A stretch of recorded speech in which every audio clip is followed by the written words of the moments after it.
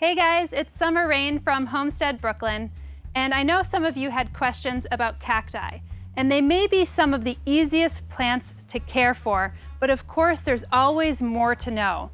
And instead of me talking about cacti, I thought I'd ask my friend Richard, the cacti guy. I met Richard at my local farmer's market, and he knows a thing or two about cacti. And in conversation, he said that he owned a couple greenhouses back from the 1920s, not too far out of the city. But he did tell me, "Don't come, it's too scary." So I said, that's totally my jam. So now I'm here in one of his greenhouses, and we're gonna learn about some cacti tips. So welcome to the next Plant One on Me, Field Trip Edition.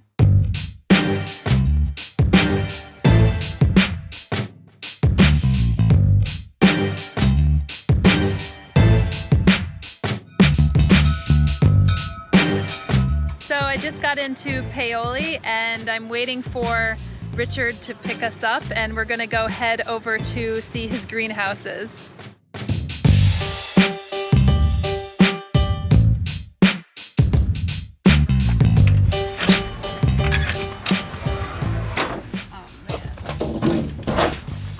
Over the threshold, into the great unknown.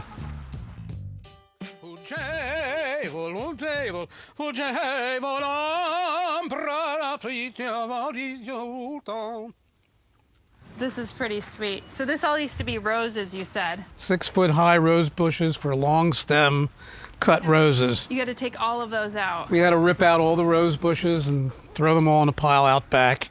And then you decided cacti, though, for you. Well, the cacti really were already part of my daily routine. I had a few cactus plants on the windowsill and thought of myself as a cactus person. So. But that's a big step, though, from like windowsill gardening all the way to greenhouse. Yeah, it was a step that an unrealistic, idealistic 28-year-old could only make. When I had a 100-foot greenhouse in Philadelphia, my next step from that was a 300-foot greenhouse. Nothing in between. There was no gradual evolution. So cool. Do you have any favorites here? They're all my favorites. They're all your I love favorites. them all. I love them all. Tiger jaws. Look at the tiger jaws. They bloom in the fall. Wow. They're not open fully yet. Yeah. They open in the afternoon when the sun gets stronger. What family is this in? It's called it's Mesembryanthemum. Oh, is it really? It's a mesem. Wow. The genus is called Phocaria. Huh. Phocaria tigrina is the actual name for this variety. Huh. It just had these cute little teeth along the edge where it gets its name, tiger jaws.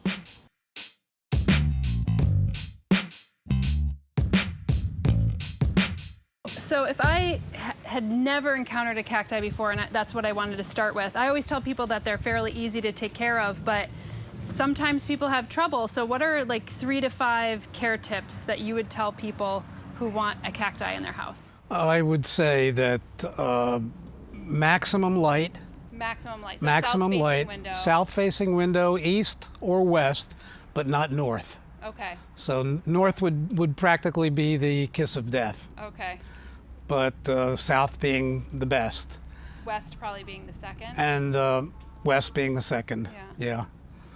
But the light factor isn't super critical. Yeah. It's watering. Is it really? It's watering. Okay. And you have to know that you water in relation to the amount of available light. So the more light you have, the more often you water. The less light, the less often.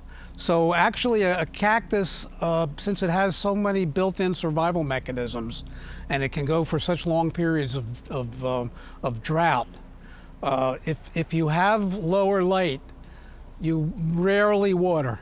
You don't try to force growth where it's not going to occur, because it's only the light that's going to sustain the growth. Right. And you can water as infrequently as once a month during the growing season, which I always call the growing season from April till October. You can water as infrequently as once a month. You can water as frequently as twice a week. If you're getting maximum sun, and if the pot is drying out quickly, so it might be a small plant in a small pot, which doesn't have a lot of soil, and which dries out fairly quickly. So you have to replace that moisture during those growing months to support the growth. Now, if you don't want the plant to grow, you withhold the water, and the plant will just sit there. And then what It doesn't mean the plant will die. And then what about in the winter months? Now, the winter months, that's critical. Yeah. Because during the winter, that's when you want to withhold water completely. For a cactus, we're now speaking of cactus, not succulents. Okay. Even though a cactus is a succulent, yeah. but it's a highly specialized branch of the succulent plant family. So in the wintertime, the most important thing to keep in mind is no growth is going to occur during the winter. November to March? November to March, Okay. because the day length, the amount of available light is just not going to support any kind of growth. So you don't want to try to stimulate the plant, and therefore you withhold water completely. And the cactus plant is ideally suited to survive 5 months, those 5 months, without any visible or appreciable damage whatsoever.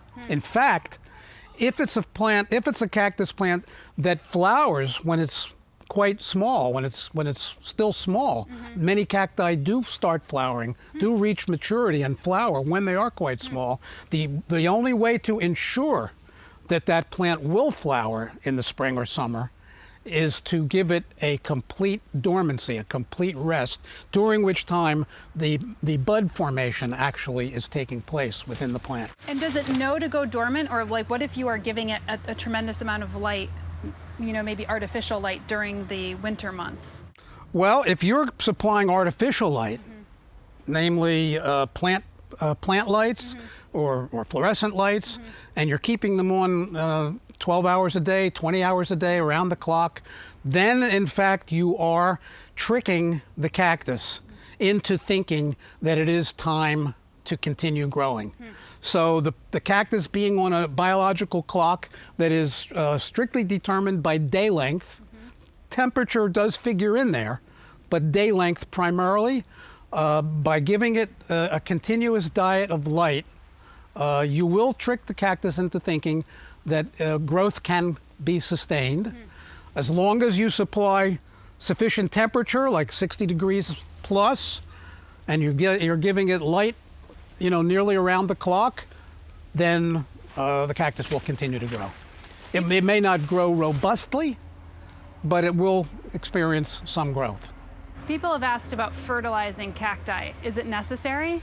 I would say it's completely necessary to fertilize all plants during the growing season, because any of the growing media that plants are in, whether the plant comes from the greenhouse in a medium that it has been growing in for, let's say, 3 to 5 months typically, during that period of time, any of the nutrients that were in that soil, if there were any to begin with, have been completely used up.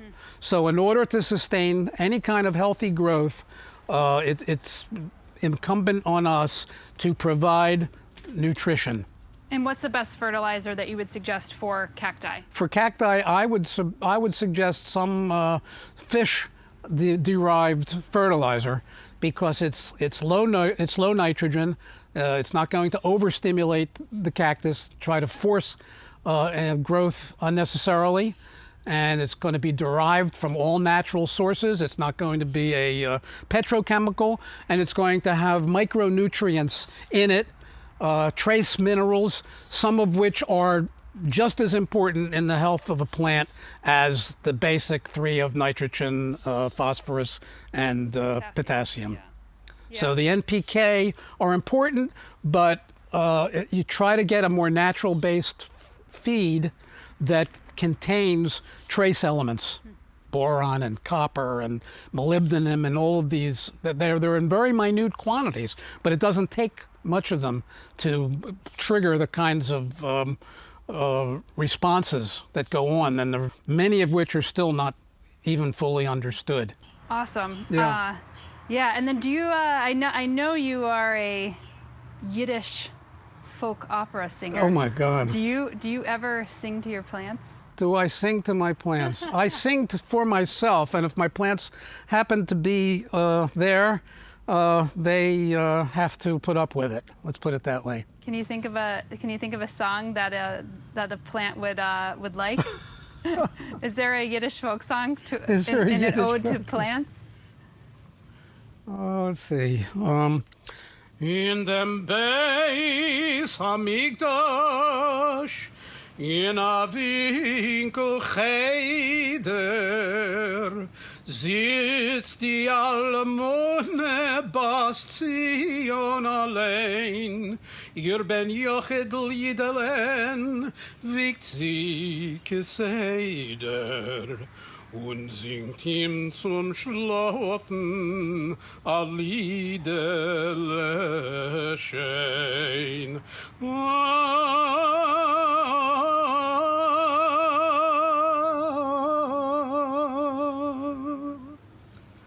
Well, if nothing else, that'll put him to sleep. That's a Yiddish lullaby, so... Thank you, Richard. It's the wrong time of the day, but... That's perfect. If you want to check out Richard's cacti, then you should visit him every Saturday at the McCarren Park booth. Tell him you saw this video. Thanks, guys, for tuning in to this edition of Plant One On Me. And of course, if you like what you see here, you can subscribe to the channel, and you can follow along on Instagram at Homestead Brooklyn and on my website at homesteadbrooklyn.com. Bye.